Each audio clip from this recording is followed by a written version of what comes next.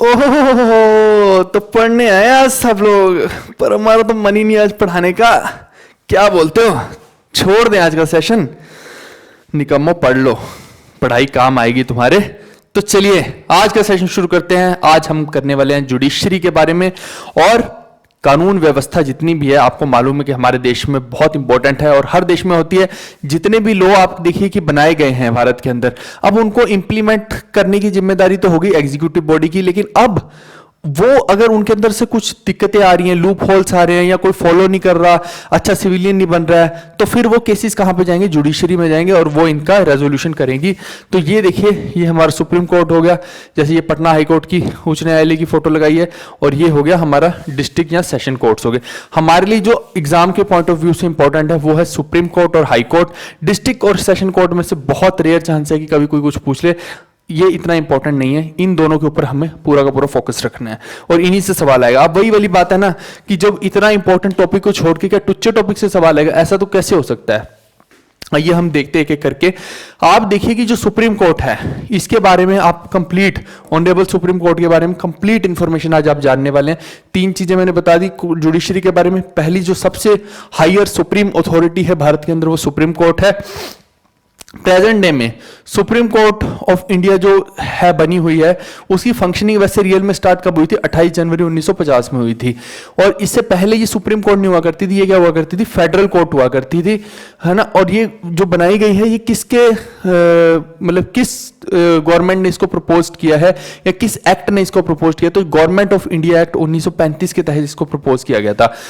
अब आर्टिकल अगर पूछ ले तो आर्टिकल का ये पूछ सकते हैं कि किस आर्टिकल के बीच में ये फॉल करते हैं। तो 124 से लेकर 147 आर्टिकल जो होते हैं वो भी किसके अंदर? Mentioned in part 5। ध्यान देना, ये पूछ सकते हैं कि सुप्रीम कोर्ट जो है भारत के संविधान के किस पार्ट से रिलेटेड है, तो आप बोलेंगे पार्ट 5 से रिलेटेड है। आर्टिकल 124 से 147 से रिलेटेड है, ठीक है। और ये क्या बताते हैं? ये बताते हैं इसकी ऑर्गेनाइजेशन के बारे में, इंडिपेंडेंस के बारे में, जुरिस्डिक्शन के बारे में, पावर्स, प्रोसीजर्स, ये सब जितनी भी चीजें सुप्रीम कोर्ट की वो इन आर्टिकल्स के अंदर मेंशन्ड है। फिर एट प्रेजेंट अगर हम सुप्रीम कोर्ट के जजेस की स्ट्रेंथ देखें तो 31 जज हैं, जिसके अंदर एक होता है चीफ जस्टिस और 30 होते हैं हमारे सुप्रीम कोर्ट के जज। लेकिन क्या ओरिजिनली भी ऐसा था? जी नहीं, ओरिजिनली ऐसा नहीं था। इट वाज 8, यानी सिर्फ 8 ही थी इसकी स्ट्रेंथ। एक चीफ जस्टिस होते थे और 7 जजेस होते थे सुप्रीम कोर्ट के। आज की डेट में इसकी स्ट्रेंथ बढ़ाई गई है। फिर जो जजेस है सुप्रीम कोर्ट के, they are appointed by the president. Again important question निकल के आता है। फिर अपॉइंटमेंट ऑफ चीफ जस्टिस की बात करें तो वो कौन करते हैं? वो भी प्रेसिडेंट करते हैं, आफ्टर कंसल्टेशन विद दी सच जजेस ऑफ द सुप्रीम कोर्ट। यानी कि जो बाकी के जजेस हैं या पिछले वाले जो जजेस हैं उनसे कंसल्ट करेंगे और फिर चीफ जस्टिस की नियुक्ति होगी। फिर ऐसे ही क्या होता है, जो बाकी के जजेस हैं उनको भी कौन अपॉइंट करता है? प्रेसिडेंट करते हैं। लेकिन उनको अपॉइंट करने के लिए इनको, प्रेसिडेंट को, सुप्रीम कोर्ट के जो चीफ जस्टिस हैं उनसे कंसल्ट करना ही पड़ेगा। ये इनके लिए मैंडेटरी है, ये नेसेसरी है एक तरह से, है ना। बट अदरवाइज चीफ जस्टिस के लिए दूसरे छोटे जजेस से मतलब कि ये सलाह लें वो जरूरी नहीं, वो इनकी मर्जी है, खुद की ले भी सकते हैं, नहीं भी ले सकते हैं। आगे हम देखते हैं 2015 में क्या होता है। ये इसकी कहानी बहुत मजेदार है। नेशनल जुडिशियल अपॉइंटमेंट कमीशन, ये जो कहानी है ना, ये अब आपको बहुत मजा आएगा सुन के। आपको यहां पे थोड़ा सा सुप्रीम कोर्ट की पावर देखने को मिलेगी। होता क्या है कि यूजुअली पहले से ही लगभग 3 डेकेड से, लगभग 30 साल से ये चलता आ रहा है कि सुप्रीम कोर्ट के जो जजेस हैं ना, उनकी नियुक्ति कौन करेगा? एक कोलिजियम होता है जो सीनियर मोस्ट जजेस का होता है, सुप्रीम कोर्ट के वो जज होते हैं, और वो सुप्रीम कोर्ट के जो अपकमिंग कौन बनने चाहिए जज, उनकी नियुक्ति करते हैं, ठीक है भाई। अब समस्या यहां पे ये हुई गवर्नमेंट को कि भैया ये जुडिशरी जो है, अब मैं मोटे तौर पे रियल फैक्ट बता रहा हूं आपको कि गवर्नमेंट ने क्या सोचा होगा कि जुडिशरी के ऊपर भी थोड़ा सा शिकंजा कसते हैं हम लोग। जुडिशरी वाले जो होते हैं वो अपना ही चलाते हैं, है ना। तो इन्होंने सोचा शिकंजा कसने के लिए क्या करें। अब इनके हाथ में कौन है? इनके हाथ में है चीफ जस्टिस साहब, है ना। डायरेक्टली वो किसके साथ अटैच्ड है? चीफ जस्टिस साहब प्रेसिडेंट साहब के साथ अटैच्ड है। प्रेसिडेंट साहब किनके साथ अटैच्ड है? पीएम साहब के साथ अटैच्ड है। तो इजीली पीएम के लिए क्या है कि भैया जब ये दोनों अथॉरिटी इनके साथ हैं तो जो सुप्रीम कोर्ट के जज हैं उनको भी हैंडल करना बहुत आसान होगा। अदरवाइज क्या कि ये एक इंडिपेंडेंट बॉडी है और एग्जीक्यूटिव या लेजिस्लेचर इसके बीच में टांग फंसा नहीं सकता है। समझना इस चीज को संवैधानिक तौर पर अगर देखा जाए तो। लेकिन अगर इनकी नियुक्तियों के ऊपर आप पाबंदी लगा दें या उनको अपने कंट्रोल में ले लें, तब क्या हो जाएगा, ये जजेस आपके कंट्रोल में आ सकते हैं। समझना इस चीज को। अब हुआ क्या यहाँ पे कि गवर्नमेंट ने बोला कि भैया एक कमीशन बना दिया उन्होंने उठा के। वो कमीशन का नाम क्या था? National judicial appointment commission. अब देखिए इस कमीशन में क्या बोला गया कि एक तो जो आपके यूनियन लॉ मिनिस्टर है वो इसके एक्स ऑफिशियो चेयरमैन रहेंगे, साथ में जो चीफ जस्टिस हैं वो इसके चेयरमैन रहेंगे, और साथ में जो पीएम साहब हैं वो 2 या 3 लोगों को ऐसे अपॉइंट करेंगे जो भैया इसके अंदर इंपॉर्टेंट रोल प्ले करेंगे। एक्स ऑफिशियो चेयरमैन मान लीजिए या फिर जैसे भी मान लीजिए, इंपॉर्टेंट जो इसके मेंबर्स बनेंगे, ये समझ लीजिए। और अगर किसी भी मेंबर ने कल को देखिए, जैसे मान लीजिए कि कोई जज रिटायर हो गए, अब उनकी जगह पे अगले को लेना है ना, तो अगर कोई भी बंदा आ रहा है, मान लो ए आ रहा है, ए आया, लेकिन अगर इन 3-4 मेंबर्स में से किसी को 2 को ए पसंद नहीं है ना, ये वीटो लगा देंगे और बोलेंगे कि भैया ए को नहीं हम बनने देंगे, आप ऐसा करो बी को बनाओ। अगर ऐसा हो जाए तो क्या होगा, यानी कि यहां कंट्रोल किसका आ गया? एग्जीक्यूटिव बॉडी का आ गया एक तरह से। अगर ये होगा तो फिर जुडिशरी की इंडिपेंडेंट जो भूमिका है उसके ऊपर बहुत बड़ा क्वेश्चन मार्क हो जाएगा। तो ये एक समस्या थी। और आप देखिए कि इससे क्या हो रहा है, जुडिशरी की पावर भी खत्म हो रही है। तो क्या जुडिशरी वाले ऐसा होने देंगे भैया? क्या वो ऐसे ही बैठे हैं, बेवकूफ हैं क्या वो? तो उन्होंने सोचा कि भैया ये कुछ ज्यादा ही उछल कूद हो रही है, ऐसा करते हैं हम अपना डंडा चलाते हैं कानून का। तो इन्होंने उठाया अपना डंडा कानून का और दे हथौड़े पे हथौड़ा थौर वाला मारा, और इन्होंने क्या कर दिया, इन्होंने बोला कि भैया ये तो अल्ट्रा वाइंस है, सॉरी अल्ट्रा वाइन कह रहा हूं, अल्ट्रा वायर्स है, अल्ट्रा वायरस भी नहीं। अल्ट्रा वायरस का मतलब होता है कि जो गैर कानूनी, एक तरह से कानून से भी परे हो गई जो, तो उसको बोलते हैं अल्ट्रा वायरस। तो उन्होंने इसको अल्ट्रा वायरस बोला और बोला कि भैया ये अनकॉन्स्टिट्यूशनल बॉडी है। देखो अब कोर्ट तो कोर्ट है ना भाई, सीधा बोल दिया कि भैया ये अनकॉन्स्टिट्यूशनल बॉडी है, ये असंवैधानिक है, बताओ करवा लो जो करवाओगे, है ना। तो यानी आज भी क्या हो रहा है, जो कोलिजियम है उसी से ही सारे के सारे जो जजेस हैं उनकी नियुक्ति होती है सुप्रीम कोर्ट के अंदर। तो यानी कि उन्होंने अपनी पावर को मेंटेन करके रखा, इसीलिए मैंने बोला ये कहानी में आपको मजा आएगा। अब क्वालिफिकेशन की बात करते हैं तो एक पर्सन जो अपॉइंटेड होता है एज ए जज of the supreme court should have following qualification. अगर आपको जज बनना है तो ये क्वालिफिकेशन आपके पास होनी चाहिए, आप सिटीजन होना चाहिए भारत का।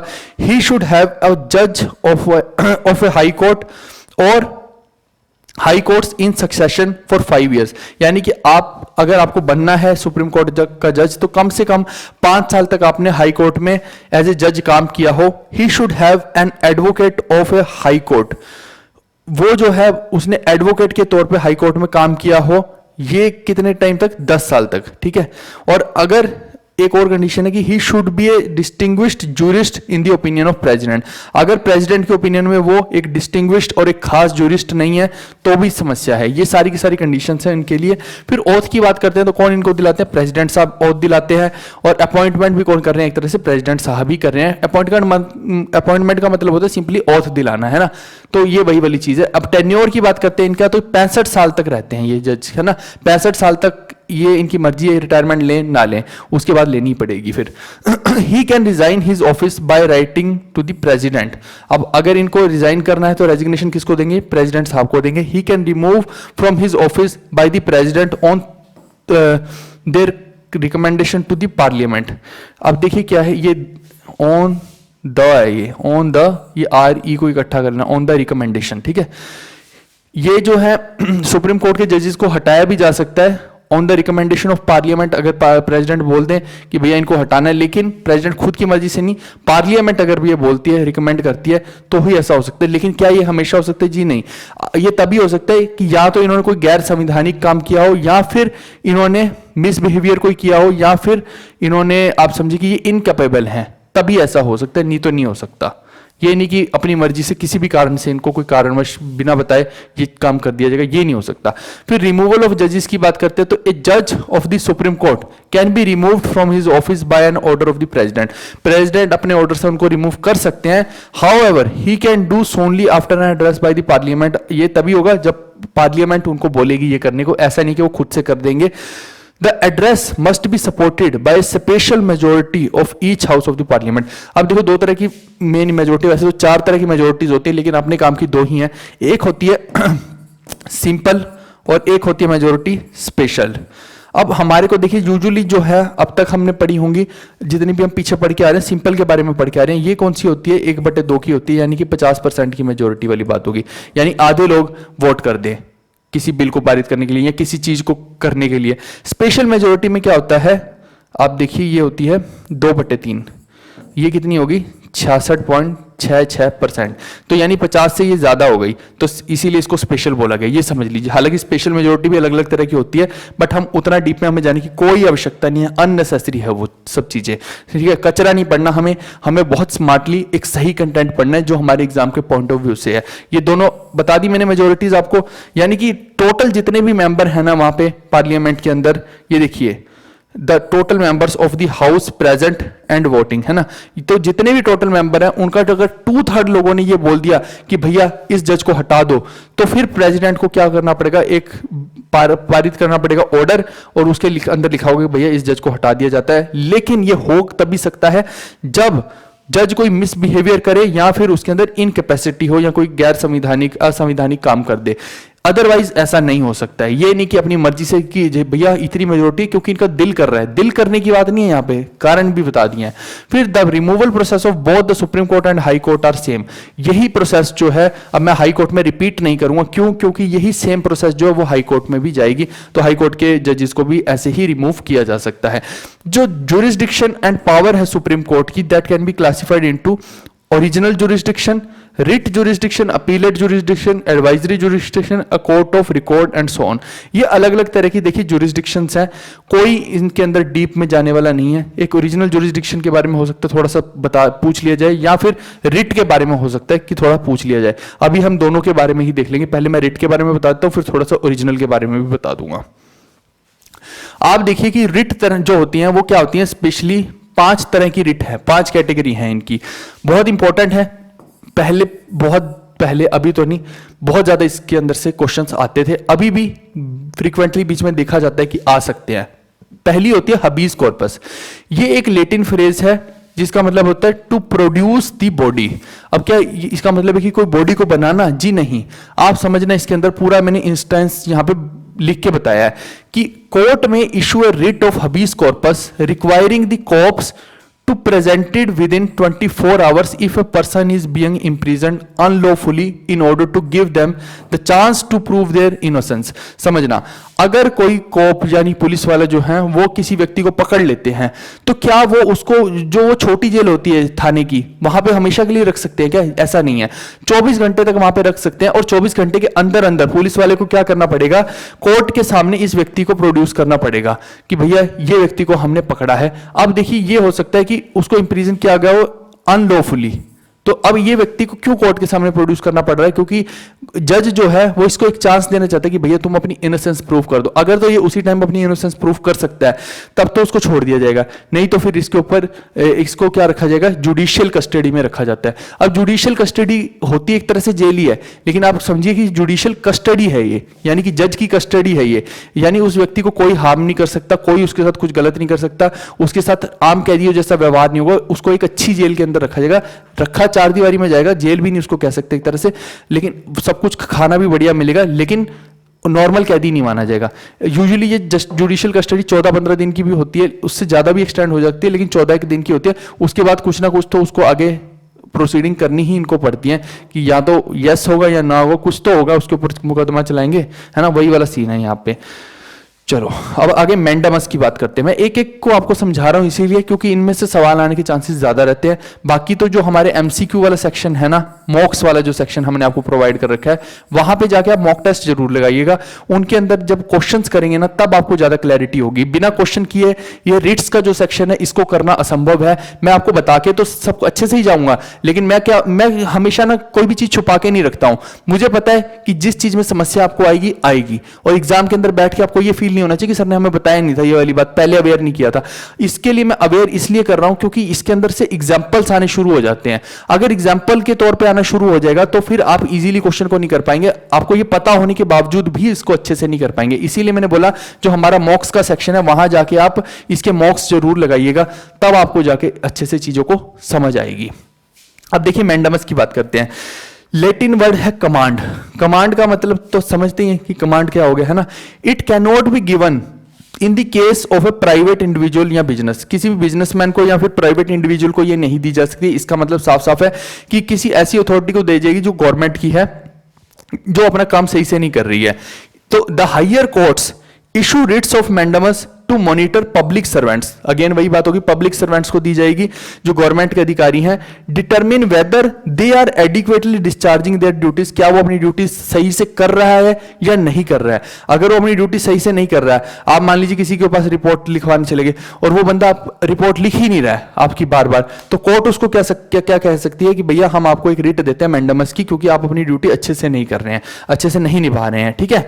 They don't if they don't they are asked to do their assignment और stop acting in a certain way, यानी कि अगर वो व्यक्ति सपोज कीजिए कि आपकी एफआईआर कोई पुलिस थाना नहीं लिख रहा है, तो कोर्ट उनको हिदायत देगी। थाने वाले किसके अंडर हैं? इनके माई बाप कौन है? जज साहब है इनके माई बाप, सिंपल सी बात है। कोर्ट जो है सबसे सुप्रीम है यहाँ पे, और कोर्ट के अंदर ही इनके सारे पुलिस वगैरह वाले आते हैं, इनकी कोई औकात नहीं है कोर्ट के सामने, है ना। समझिए आप पुलिस वालों से डरते होंगे लेकिन कोर्ट वाले पुलिस वालों से नहीं डरते हैं, ये आपने अक्सर सुना होगा।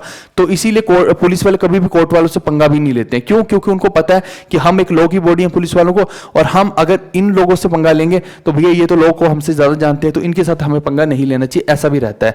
अब आप देखिए कि फिर कोर्ट क्या बोलेगी कि भैया आप ऐसी हरकत मत करो, आप इनकी चुपचाप से एफआईआर लिख लो। एग्जाम्पल के तौर पर बताया है, मैंडेमस हो गया। अब प्रोहिबिशन के ऊपर है। प्रोहिबिशन का खुद ही मतलब होता है रोकथाम करना, है ना, तो खुद ही ये वर्ड अपने आप में समझदार है। ए लीगल टर्म है ये, जिसका मतलब टू प्रोहिबिट मतलब टू रिस्ट्रेन या हिंडर या फॉरबिड, रोकना एक तरह से, इसको सिंपल सी बात में बोले तो। In order to prevent, prevent का मतलब है रोकना, to prevent subordinate court from acting outside of its mandated jurisdiction और एक्सीडिंग इट्स अथॉरिटी, या वो अपनी अथॉरिटी को एक्सीड कर दे, और the high court issues a writ of prohibition against it. समझना इसका मतलब क्या है।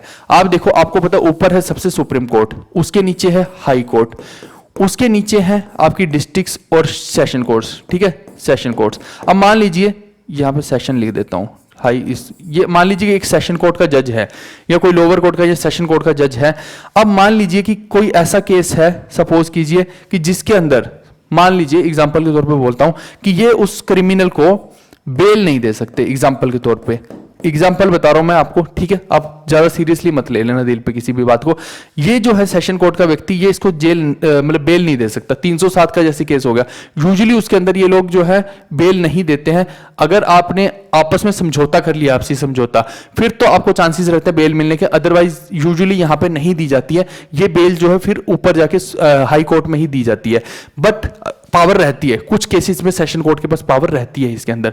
लेकिन मैं फिर भी एक एग्जांपल के तौर पे बोलता हूं, 307 को छोड़िए, अब किसी कोई ऐसा केस बनता है जिसके अंदर क्या होता है कि सेशन कोर्ट के पास बेल देने की पावर नहीं है, बट फिर भी सेशन कोर्ट उस व्यक्ति को अगर बेल दे दे तो अब क्या होगा, जो सामने वाली पार्टी है, जो इस व्यक्ति के अगेंस्ट सामने ऑपोजिशन में खड़ी है, उनका जो वकील है वो क्या करेगा, वो कोर्ट, हायर कोर्ट में जाएगा और बोलेगा कि भैया ये जो कोर्ट है इसने तो गलत किया है, ये इनके पास पावर ही नहीं है, और फिर भी देखिए ये इनको बेल दे रहे हैं। तो अब ये बंदा कहां पे पहुंच जाएगा, हाई कोर्ट में। और हाई कोर्ट क्या करेगा फिर, जब उसको पता लगेगा हाई कोर्ट को कि भैया ये सेशन कोर्ट वाला तो गलत काम करने लग रहा है, ये अपनी औकात से बाहर जा रहा है, समझना, ये सारी की सारी बात क्या है, औकात की है, पावर्स की है। तो ये हाई कोर्ट वाला जो जज है ना, ये इसको, जो सेशन कोर्ट वाले जज को क्या बोलेगा, एक रिट दे देगा, वो बोलेगा प्रोहिबिशन रिट है भैया, प्रोहिबिट मतलब इसको रिट देने के बाद रोक देगा, प्रोहिबिट कर देगा कि भैया तुम अपनी औकात में रहो, ये पावर तुम्हारे पास नहीं है और तुम इस पावर से आगे जाने की कोशिश मत करो, अपनी अथॉरिटी से एक्सीड मत करो।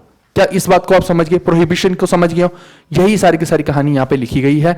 और it can not be applied to the statutory body, ये किसी कानूनी बॉडी को नहीं दी जा सकती, समझना।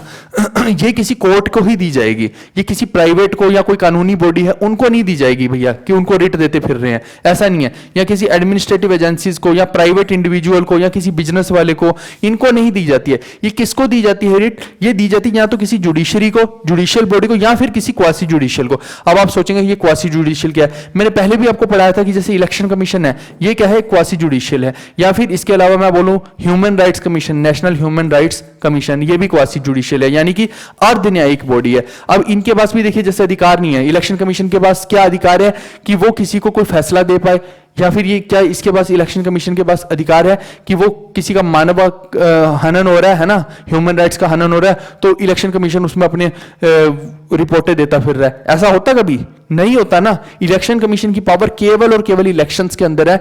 तो कोर्ट इसको नोटिस दे सकती कि भैया जो तुम्हारे पास पावर है ना अपने यहां पे काम करने की, तुम अपनी औकात में रहो, अपना ही काम करो, तुम फालतू के दूसरे के पटे में टांग मत अड़ाओ। एग्जाम्पल के तौर पे अगर मैं बताऊं तो ये है। फिर क्यो वारंटो की बात करते हैं। एग्जैक्ट डेफिनेशन क्यो वारंटो की होती है, बाय व्हाट अथॉरिटी और वारंट, किसकी अथॉरिटी से किया तुमने, किसके वारंट से किया ये तुमने, ऐसे इसको ऐसे समझना, ठीक है। ये एटीट्यूड से मैं बता रहा हूं, क्यो वारंटो है ना, किसकी अथॉरिटी से, ये वही वाली चीज है। तो anyone other than the party who was offended is given the right to seek redressal under this writ, ठीक है। तो कोई भी व्यक्ति इसके थ्रू रिड्रेसल ले सकता है, मतलब जैसे ग्रीवेंस रिड्रेसल की बात होती है वैसे वाली चीज है। The ministerial offices can not be the target of it, किसी भी मिनिस्टर को या उनके ऑफिसर को ये नहीं होता है दिया जा सकता। This writ is used to determine who has the legal authority to hold a public office in the event of a disagreement. कहने का मतलब है, मान लो एग्जाम्पल के तौर पर मैं इसको बताऊं, अगर तो कोई व्यक्ति है वो मान लीजिए कि केवल और केवल इंस्पेक्टर सब इंस्पेक्टर तक का काम कर सकता है ना, सब इंस्पेक्टर तक के ऑफिस को हैंडल कर सकता है, लेकिन उसने देखा भैया कि इस थाने के अंदर इंस्पेक्टर नहीं रहा, अभी है नहीं फिलहाल के लिए, तो वो क्या खुद एसएचओ बन जाए। एग्जांपल के तौर पर मैं बताऊं तो वो खुद एसएचओ बन के बैठ गया बिना किसी लेटर के, बिना किसी रिकमेंडेशन के, और वो क्या कर रहा है, वो खुद ही सारे के सारा वहां पे अपने एरिया के अंदर कानून व्यवस्था में पार्टिसिपेट करने लगे एसएचओ बन के, स्टेशन हाउस ऑफिसर बन के। तो भैया ये अथॉरिटी नहीं है उसके पास, तो उसको सीधा पूछेंगे हायर अथॉरिटी कि भैया तुम ये काम किसकी अथॉरिटी से कर रहे हो, किसने बोला है तुम्हें ये करने को, क्या तुम्हारे पास इसकी पावर है, नहीं है ना, तो बैठ जाओ आराम से। सिंपल सी बात ये है इसके अंदर, ठीक है। यहां पे आप देखिए कि ये किसी पब्लिक ऑफिस को दी जाएगी, एक ऐसे व्यक्ति को दी जाएगी जो होल्ड करता है पब्लिक ऑफिस, जबकि यहां पे प्रोहिबिशन किसको दी जा रही है, बेसिकली ये किसी एजेंसी को दी जा रही है या ऑर्गेनाइजेशन को दी जा रही है, जो कि या तो क्वासी जुडिशियल है या फिर वो जुडिशियल है। समझना, दोनों में फर्क है। यहां पे किसी व्यक्ति को दी जा रही है, यहां पे जो दी जा रही है, यहां पे किसको दी जा रही है, बॉडी को दी जा रही है। समझना, या जैसे election commission, NHSRC, session court, lower court, इनको दी जा रही है। क्या समझ पाए इस बात को? दोनों में डिफरेंस है, दोनों को कंफ्यूज मत कर देना। फिर लास्ट है certiorari, the Latin word certiorari which meaning certified, ठीक है। अब जैसे कई जगह पे लिखा होता है ठप्पा, this is certified by this agency, the high court और supreme court will issue this writ against lower court, lower court या किसी ट्रिब्यूनल के अगेंस्ट करेगी ये issue, in order to transfer the matter to another superior body for careful consideration. In other words it is a review of the lower court's judgement और an appeal from that court. आप समझना, सर्टियोरेरी मतलब कि certify करना कि भैया कोई lower court है, अब कोई व्यक्ति को पता है कि भैया ये लोअर कोर्ट जो है ये फैसला देने में सक्षम नहीं है, इनके जो जजेस हैं इनकी जो समझ है ये उस लेवल की नहीं है, या इन्होंने पढ़ाई देखिए उस लेवल की नहीं कर रखी है। ये वही वाली बात है ना कि आप मान लीजिए कि साइकिल के मिस्त्री हो, लेकिन आपके पास कोई ले आया मोटरसाइकिल, और आपने क्या कर दिया, आपने उसके कोई नट कहीं लगा दिया, कोई नट कहीं लगा दिया। अब क्या होगा, जो मोटरसाइकिल वाला मैकेनिक है वो आप ये साइकिल वाले मैकेनिक को रिट देगा कि भैया ऐसा है, ये जो मोटरसाइकिल है ये हमारे पास भेज दो, तुम्हारी औकात नहीं इसको ठीक करने की, तुम साइकिल ठीक करो, इसमें गड़बड़ कर दोगे तुम कुछ, तो ये मोटरसाइकिल हमारे पास भेज दो। वही वाले केस यहाँ पे है कि कोई ऐसा केस जो कि लोअर कोर्ट या फिर ट्रिब्यूनल के बस का ही नहीं है, उन्हें पता ही नहीं ना, उनको ये समझ आ रहा है कि इसमें करना क्या है, मतलब उनके लेवल का है ही नहीं वो केस, तो उस केस को सुप्रीम कोर्ट अपने पास मंगवा सकती है या हाई कोर्ट अपने पास मंगवा सकती है। लेकिन एक चीज ध्यान देना कि जो फंडामेंटल राइट्स है उन्हीं के लिए सुप्रीम कोर्ट रिट इशू कर सकती है, बाकियों के लिए जो हाई कोर्ट करती है, ये एक पावर एक्स्ट्रा हाई कोर्ट के पास, ठीक है। लेकिन सुप्रीम कोर्ट हमेशा कभी भी डायरेक्टली उन पे कोई दूसरे व्यक्ति पे रिट नहीं लगाएगी या किसी ऑर्गेनाइजेशन पे, सिर्फ और सिर्फ फंडामेंटल केस के ऊपर ही ज्यादा लगाएगी। क्या सर्टियोरेरी का समझ आ गया? इसका मतलब है कि आपका डिसीजन सर्टिफाइड नहीं है, हम इसको सर्टिफाई करेंगे और रीचेक करेंगे, आप इसको हमारे पास भेजिए। अगर मैंने पूरा जी जान लगा के आपको समझाने की कोशिश की है एक एक एग्जाम्पल के साथ, ताकि आपको भूले ना, ठीक है भाई। कोई इतना जी जान नहीं लगाता, हमने पूरा, मैंने तो दिल से पढ़ा है जो पढ़ा है यार, सिंपल सी बात है अपनी तो। सिंपल मेजोरिटी, सिंपल सी बात है, ठीक है भाई, सिंपल सी। The constitution has constituted the supreme court as the guarantor and defender of the fundamental rights. मैंने बोला ना कि ये फंडामेंटल राइट्स के डिफेंडर है। Supreme court is empowered to issue writs including habeas corpus, mandamus, prohibition, quo warranto and certiorari, जो अभी पढ़ा के आ रहा हूं। अब इनके बारे में सब पढ़ा दिया, तो अभी तभी तो बोल पा रहा हूं, नहीं तो आप मेरे मुंह की तरफ देखते कि ये क्या बोल गया। For the enforcement of the fundamental rights of an aggrieved citizen, ये फंडामेंटल राइट्स के लिए ही दे सकती है रिट, और जो हाई कोर्ट है वो किसी के लिए भी दे सकती है। ये वही चीज यहां पे लिखी हुई है, सिंपल सी बात है, ठीक है, इसको समझ लेना। ओरिजिनल जुरिस्डिक्शन की बात मैंने बोला था कि एक ओरिजिनल जुरिस्डिक्शन के बारे में बता दूंगा। When the case is involved between centre and state, यानी कि आप देखिए कि यूजुअली क्या हो रहा है कि या तो किसी ऑर्गेनाइजेशन का केस है, या फिर आप देखिए कि स्टेट का केस किसी व्यक्ति के अगेंस्ट है, या किसी ऑर्गेनाइजेशन के अगेंस्ट है। यहां पे केस किसके बीच में? सेंटर, हार्ट, स्टेट, इन दोनों का प्यार है ना, इन दोनों के बीच में केस उलझ गया एक। तो अब यहां पे क्या होगा, या फिर ये भी हो सकता है कि दो या उससे ज्यादा स्टेट्स के बीच में केस उलझ गया और सेंटर के बीच में। तो यहां पे ये जो है इसको क्या बोलते हैं, यहां पे इस जुरिस्डिक्शन को बोलेंगे ओरिजिनल जुरिस्डिक्शन। और ये जो है first such instance in 1961 in West Bengal versus the centre. ये एक एग्जांपल मैंने बताया है कि 1961 में पहली बार ऐसा केस देखा गया था जहां पे वेस्ट बंगाल की सरकार और सेंटर के बीच में एक मतभेद है, यानी कि वहां पे समस्या खड़ी हो गई थी। अब हम बात करते हैं हाई कोर्ट की। बस ये लास्ट ही रहेगा जुडिशरी में, इसके आगे की कोर्ट्स का डिस्कशन करने का कोई सेंस नहीं बैठता। क्वेश्चन आएंगे तो यहीं से आएंगे, नहीं तो नहीं आएंगे।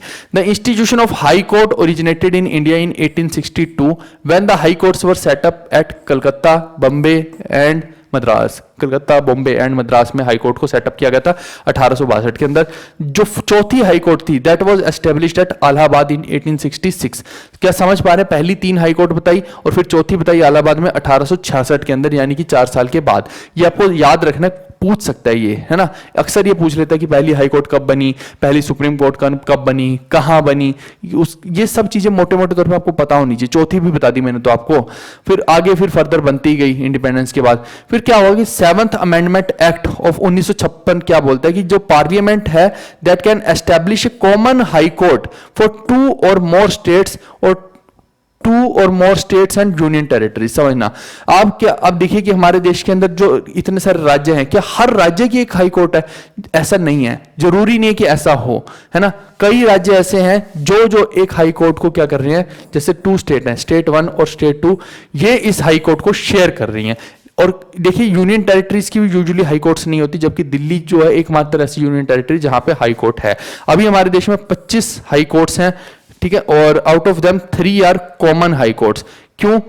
क्योंकि आप देखिए कि 25 और 3 28 होगी स्टेट्स, तो ये बेसिकली ये बताना चाह रहे हैं कि जितनी स्टेट्स है ना उतनी हाई कोर्ट नहीं है, कुछ कॉमन है ना। और जो दिल्ली है एक उनके पास भी है, यूनियन टेरिटरी है ये, तो एक हाई कोर्ट उनके पास भी है, ठीक है भाई। The other union territory fall under the jurisdiction of the different state high courts. तो ये वही बताया गया, कुछ इंपॉर्टेंट नहीं है, मुद्दा के बाद मैंने बता दिया आपको। फिर अपॉइंटमेंट ऑफ जजेस की बात करते हैं, तो जजेस of a high court are appointed by the president. तो हाई कोर्ट के जज भी जो है वो प्रेसिडेंट ही अपॉइंट कर रहे हैं। जो chief justice of the high court है is appointed by the president after the consultation with the chief justice of the India. तो जो प्रेसिडेंट हैं वो क्या करेंगे, अगर उनको चीफ जस्टिस हाई कोर्ट का अपॉइंट करना है तो वो किससे डिस्कशन करेंगे?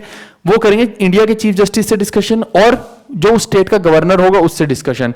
और फिर अगर मान लीजिए कि 2 या 2 से ज्यादा स्टेट्स इन्वॉल्व हैं, तो फिर 2 या 2 से ज्यादा स्टेट्स के गवर्नर्स को भी बुलाया जाएगा, क्योंकि मैंने क्या बताया आपको, एक हाई कोर्ट 2 या 2 से ज्यादा स्टेट्स की भी हो सकती है। तो हर स्टेट के गवर्नर और चीफ जस्टिस सबसे डिस्कशन करेंगे प्रेसिडेंट साहब, और फिर ये अपॉइंट कर देंगे। अब देखिए अगर चीफ जस्टिस को अपॉइंट करना है तो जरूरी नहीं है कि बाकी सबको बुलाया जाए, है ना, लेकिन अदर जजेस को करना है, ठीक है, चीफ जस्टिस के अलावा, तब ये जरूरी है कि ये चीफ जस्टिस की मतलब उनसे डिस्कशन करें। सिंपल सी बात ये है, ठीक है भाई।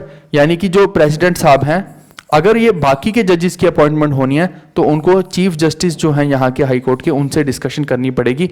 ये है सिंपल सा लॉजिक। लेकिन अगर इनको चीफ जस्टिस को ही अपॉइंट करना है तो जरूरी नहीं कि जो पिछले वाले चीफ जस्टिस है उनसे कोई डिस्कशन वगैरह करें, या किसी दूसरे हाई कोर्ट की चीफ जस्टिस से डिस्कशन करें, क्योंकि कोई कंपल्शन नहीं है इनके ऊपर, अब जो है क्वालिफिकेशन की बात करते हैं, तो एक person can be appointed as a जज of high court and should have the following qualification.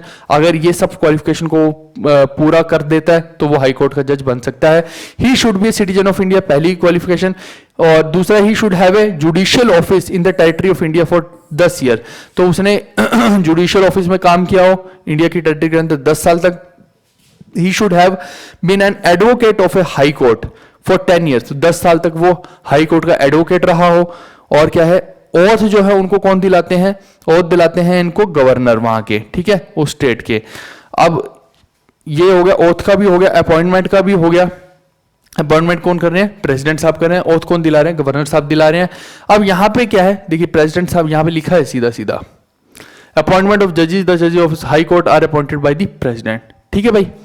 अब इसके आगे अगर मैं देखता हूं जो टेन्योर है जजेस का, he holds office until he attains the age of 62 साल, तो 62 साल तक वो रह सकते हैं, जबकि यही केस अगर सुप्रीम कोर्ट के साथ देखते हैं तो वो 65 साल तक है, ठीक है। He can resign his office by writing to the president, तो प्रेसिडेंट को लिख के जाएंगे कि भैया रेजिग्नेशन दे जाएंगे कि हमने आपकी जॉब पसंद नहीं है, हम जा रहे हैं, okay bye bye take care, है ना।